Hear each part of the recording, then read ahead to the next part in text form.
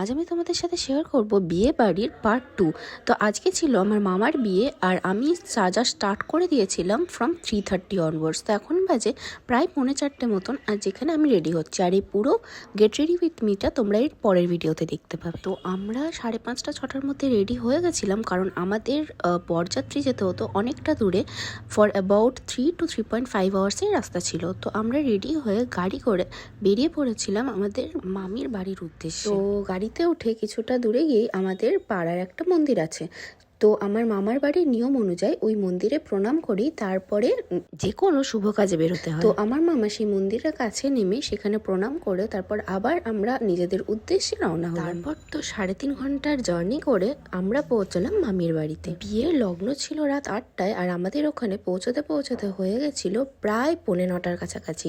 তো আমরা গিয়ে তাড়াহুড়োতে আগে মামির কাছে যাই, মামির সাথে দেখা করি, আর তারপরে আমার মিমি আশীর্বাদ পর্বটাও সেরে নেয়। তারপর তো শুরু হয়ে যায় বিয়ে। আর বিয়ে দেখতে তো আমার সত্যি বাঙালি রিচুয়ালস খুবই ভালো লাগে।